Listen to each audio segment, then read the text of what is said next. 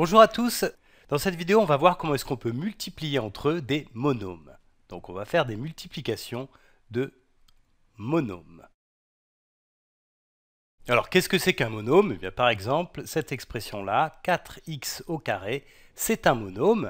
Alors on dit que c'est un monôme parce que d'une part, il y a une variable, qui est la variable x, et puis surtout parce que c'est un seul terme. Et dans le mot monôme, tu dois entendre le suffixe qui est ici, mono. Mono, ça veut dire un. 1. Donc en fait, un monôme, c'est une expression qui a qu'un seul terme.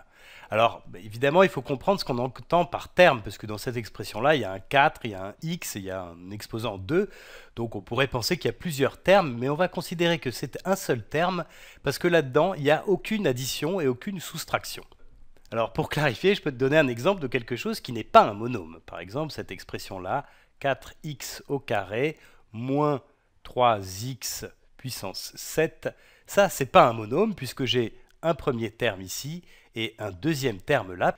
Et en fait, ce qui sépare les deux termes, c'est une soustraction ici, ça pourrait être une addition. Donc une expression de ce genre-là, où il y a un terme, un premier terme ici et un deuxième terme là, ça c'est ce qu'on appelle un binôme. Un binôme. Un binôme, donc deux termes, le suffixe bi veut dire deux. Quand on dit bicyclette par exemple, ça veut dire qu'il y a deux roues. Donc dans cette vidéo, on ne va pas du tout s'occuper de ça. Ça c'est, si tu te sens déjà à l'aise avec les monômes, tu peux aller voir les vidéos qui existent sur la Khan Academy parlant des binômes, mais pour l'instant, on va s'occuper uniquement des monômes. Alors, petite parenthèse, il peut y avoir un signe moins dans un monôme. Par exemple, ce monôme-là, moins 3x puissance 5. Il y a effectivement un signe moins, mais ce signe moins, en fait, veut dire qu'on prend le nombre moins 3 et qu'on multiplie par x puissance 5. Donc effectivement, ça c'est uniquement un produit, il n'y a pas d'addition ou de soustraction là-dedans. Alors je vais commencer par te donner une multiplication de monômes. Je vais te la donner ici, c'est 5 par exemple, 5x au carré multiplié par 4x puissance 6. Là j'ai un premier monôme qui est 5x au carré, que je multiplie par un deuxième monôme, 4x puissance 6. Alors le résultat de cette multiplication, je te le donne, c'est 20 fois x puissance 8. Alors avant de faire cette opération-là, pour comprendre d'où vient ce résultat, on va faire d'autres opérations plus simples. Et ça, j'aimerais bien que tu mettes la vidéo sur pause un petit peu et que tu essaies de voir comment est-ce qu'on a pu obtenir ce résultat. Alors tu peux réfléchir par exemple au terme constant, ici il y a un 5 et ici il y a un 4. Comment est-ce qu'à partir de ces termes constants, on a pu obtenir ce nombre 20? Ça, c'est une première chose. Et puis une deuxième, c'est de se demander comment est-ce qu'on a pu obtenir cet exposant 8 à partir de cet exposant 2 et de cet exposant 6. Voilà. Pour l'instant, ce qu'on va faire, c'est des opérations plus simples et on va commencer par se rappeler des règles simples sur les exposants. Donc si par exemple je prends cette expression-là, 5 élevé à la puissance 3, que je multiplie par 5 élevé à la puissance 4, par exemple. Donc là, j'ai le nombre 5 que j'élève à des puissances différentes, et puis ensuite je multiplie entre eux. Le résultat, ça va être une puissance aussi du même nombre 5, donc de même base. Donc je vais avoir 5 élevé à la puissance quelque chose. Et pour trouver l'exposant ici, eh bien, je vais tout simplement additionner les deux exposants. Donc le résultat, c'est 5 élevé à la puissance 3 plus 4, c'est-à-dire 7. On peut faire un deuxième exemple quand même pour clarifier. Si on prend par exemple 3 élevé à la puissance 7 multiplié par 3 élevé à la puissance 3, eh bien là, le résultat, ça va être 3, la même base que les deux nombres qui sont ici, élevé à la puissance 7 plus 3, la somme de ces deux exposants, donc 7 plus 3, ça fait 10.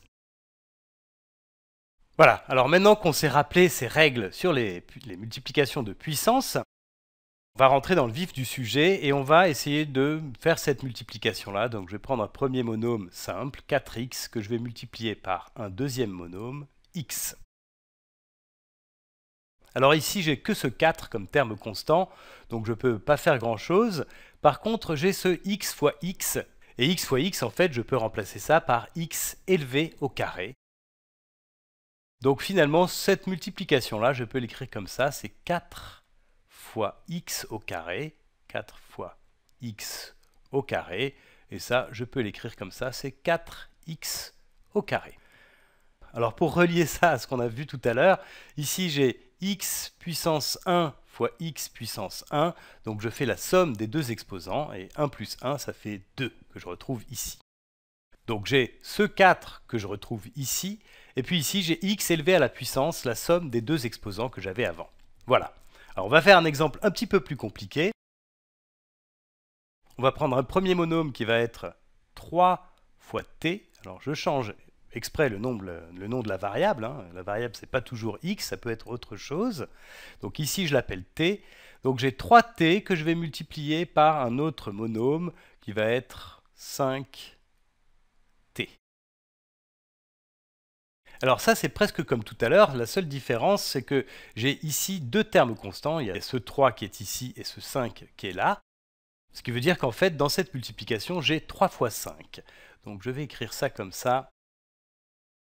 Ici, je vais écrire le produit de ces deux termes constants, donc 3 fois 5, c'est-à-dire 15. Et puis maintenant, je vais m'occuper de ces termes-là, t fois t, en fait c'est t puissance 1 fois t puissance 1, donc je vais avoir ici fois 15 fois t puissance 1 plus 1, c'est-à-dire 2. 3t fois 5t, c'est 15 fois t au carré. Pour obtenir ce résultat, on a multiplié les deux termes constants, et ensuite on a ajouté les exposants de la variable t. Alors, on va continuer, tu vas voir qu'en s'entraînant, ça devient assez automatique. Donc, je vais prendre ce monôme-là, 4 fois p élevé à la puissance 5, multiplié par cet autre monôme-là, 5 fois p élevé à la puissance 3. Alors, je vais faire exactement de la même manière que tout à l'heure. Ça va être égal à, je vais m'occuper d'abord du produit des deux termes constants, 4 fois 5. 4 fois 5, ça fait 20. Voilà. Et ensuite, je vais écrire P, donc 20 multiplié par P, élevé à la puissance la somme des deux exposants, donc 5 plus 3, c'est-à-dire P puissance 8. 4P puissance 5 fois 5P au cube, c'est égal à 20P puissance 8. Alors si tu veux, pour être sûr de vraiment comprendre, on peut développer ces écritures complètement en revenant aux définitions. Quand je dis 4p puissance 5, en fait je veux dire 4 fois p élevé à la puissance 5. Et p élevé à la puissance 5, c'est p fois p fois p fois p encore fois p. Donc p multiplié 5 fois par lui-même. Et ensuite, je vais multiplier ça par le deuxième monôme. Et quand je dis 5p puissance cube, eh bien je veux dire 5 fois P fois P fois P. Et donc là, on voit bien qu'on a une suite de multiplications, et on peut faire ces multiplications dans n'importe quel ordre. Je peux commencer par faire 4 fois 5 déjà. Donc je vais écrire ça comme ça. C'est 4 fois 5. Déjà, ce produit-là. Et puis ensuite, je vais m'occuper des P. Donc je vais avoir P fois P fois P fois P, ça c'est P élevé à la puissance 5, et puis il me reste P au cube, donc fois P fois P fois P. Ça là, c'est cette partie qui est ici. Et maintenant, revenons aux définitions, en fait, ici j'ai P que je multiplie une fois, deux fois, trois fois, quatre fois, 5 fois, 6 fois, 7 fois, 8 fois par lui-même. Donc en fait, c'est P élevé à la puissance 8. Tout ça, là, tout ça, c'est P élevé à la puissance 8. Et donc, finalement, je peux écrire mon produit comme ça. C'est 4 fois 5, ça fait 20, multiplié par P élevé à la puissance 8. Allez, on va en faire encore un ou deux. Comme ça, on sera sûr que ça finira par rentrer. Cette fois-ci, on va prendre des monômes avec des signes négatifs.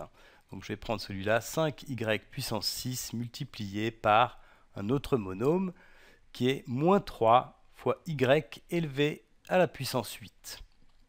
Tu vois que là, on commence à faire des choses un petit peu plus compliquées, mais on va procéder exactement de la même manière. On va d'abord s'occuper des termes constants, donc 5 fois moins 3. Attention, ici, le terme constant, c'est moins 3, c'est pas 3. Donc 5 fois moins 3, ça fait moins 15. Ensuite, j'ai y que je vais élever à la puissance la somme des exposants. Donc 6 plus 8, ça fait 14.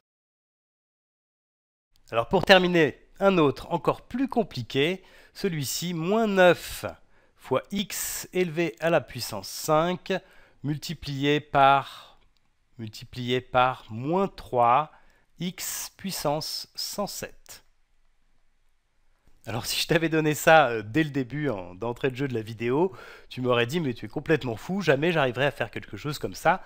Mais je pense que là maintenant, si tu te laisses aller et tu fais exactement comme tout à l'heure, tu verras que finalement c'est tout à fait faisable.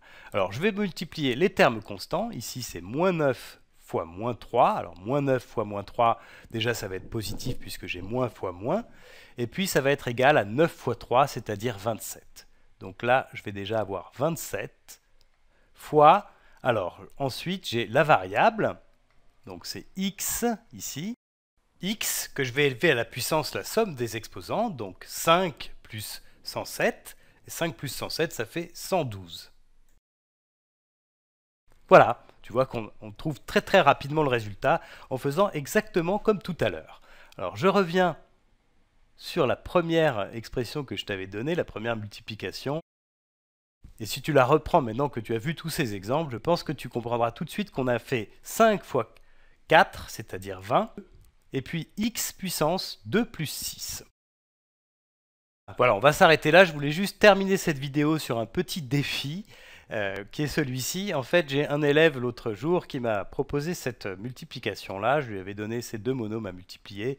5 fois x au cube multiplié par 4 fois x à la puissance 6. Et la réponse qu'il m'a donnée, qui était complètement fausse, c'est celle-ci. Il m'a dit que ce produit-là était égal à 9 fois x élevé à la puissance 18. Alors ça, attention, c'est complètement faux. Et ce que j'aimerais bien, c'est que tu essayes de comprendre pourquoi et que tu refasses toi-même les calculs pour trouver le bon résultat. À bientôt!